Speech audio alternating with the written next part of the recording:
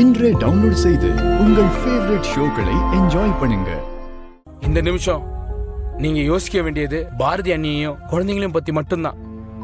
நீங்க அவங்களுக்கு இல்லாம போனா அவங்க என்ன ஆவாங்கன்னு நினைச்சு பார்க்கவே பயமா இருக்குண்ணே.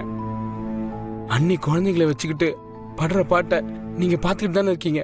உங்களால மட்டும்தான் அவங்கள சந்தோஷமாவும் நிம்மதியாகவும் பாதுகாப்பாகவும் பார்த்துக்க முடியும். மித்ரா மேடத்தை பத்தி யோசிக்கிறதுக்கு இது சரியான டைம் இல்லைண்ணே. அண்ணே, யார் யார் கூட சேருவாங்கன்னு அந்த கடவுள் தான் முடிவு பண்றாரு. நீங்க மித்ரா மேடத்தை கல்யாணம் பண்ணிக்கிறதா இருந்தது தடப்பட்டு போச்சுல. அப்படின்னா என்ன அர்த்தம்?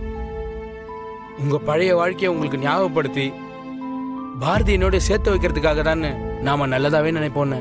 நீ சொல்றதெல்லாம் எனக்கும் புரியாம இல்ல. ஆனா மொத்தத்துல அவங்க 2 பேரும் எந்த தப்பும் பண்ணல. எல்லா தப்பையும் நான் தான் பண்ணியிருக்கேன். இப்ப கூட போய் பாரதி கிட்ட எல்லாத்தையும் கேட்டுற முடியும். அதுக்கு எனக்கு 1 நிமிஷம் போதும்.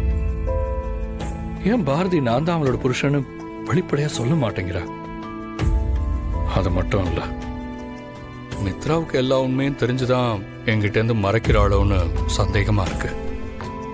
இது எல்லாத்துலயும் ஏதோ ஒரு விஷயம் மறைஞ்சு போய் ரொம்ப மர்மமா இருக்கு. ஏன் எல்லாரும் அவங்கவுங்க இடத்துல இருந்துகிட்டு இந்த விஷயத்தை என்கிட்ட இருந்து மறைக்கிறாங்க? அதை அவங்க வாயாலே சொல்ல வைக்கணும் தான் நான் இவ்வளவு நாள் பொறுமையா வெயிட் பண்ணிட்டு இருக்கேன். கண்டிப்பா சொல்ல வைப்பேன். நீங்க சொல்றது வாஸ்தவம் தானே. ஆனா இப்போ இங்க நடக்கிறதெல்லாம் பார்த்தா இனிமே அதுக்கு நேரம் இருக்கிற மாதிரி தெரியலையே என்ன. அவங்களா வந்து சொல்லுவாங்கன்னு வெயிட் பண்ணி கடைசியில் இந்த விஷயம் கல்யாணம் வரைக்கும் போயிடும் போல இருக்கேன். இப்போ இந்த லண்டன்காரங்க வந்திருக்கிறதையும் பேசுறதையும் பார்த்தா இது இன்னும் பெரிய பிரச்சனையாகும் போல இருக்கேன்னு. இப்போ ஒன்னும் கெட்டு போகலண்ணே. நீங்க உடனே போய் பாரதி அன்னைக்கிட்ட மனசை விட்டு எல்லா விஷயத்தையும் பேசிடுங்கண்ணே. உண்மை தெரியட்டுண்ணே. அப்பதான் உங்களால தெளிவா ஒரு முடிவெடுக்க முடியும்.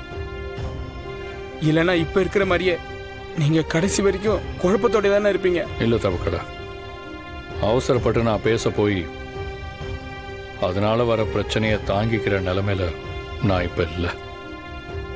மித்ரா பாரதி 2 பேருக்கு நடுவில் மாட்டிக்கிட்டு என்ன பண்றதுன்னு தெரியாம பைத்தியம் பிடிச்சு போய் நிக்கிறேன். ஒரு சமயம் பாரதியோட சேர்ந்து பாரதிக்காக நிக்கணும்னு தோணுது. இன்னொரு பக்கம் என்னை காதலிக்கிற மித்ராவுக்காக நான் என்ன பண்ண போறேன்னு தெரியாம நிக்கிறேன். அண்ணே, பிரச்சனைன்னு ஒண்ணு இருந்தா அதுக்கு கண்டிப்பா ஒரு முடிவுன்னு ஒண்ணு இருக்கும்ண்ணே. அந்த முடிவு என்னன்னு நீங்க தானே தேடி கண்டுபிடிக்கணும். தீர்வை பத்தி மட்டும் யோசிங்க. அது உங்க கண்ணுக்கே தெரியும். அதை விட்டுட்டு இப்படி குழப்பத்துல இருக்கிறதால யாருக்கும் எந்த பிரயோஜனமும் இல்லைன்னு. அதனால தேவையில்லாம மனசங்கடமும் வருத்தமும் தான் மிஞ்சம். நல்லா யோசிங்கண்ணே. நீங்க படிச்சவரு, உங்களுக்கு நான் சொல்லி தெரிய வேண்டியதில்லை.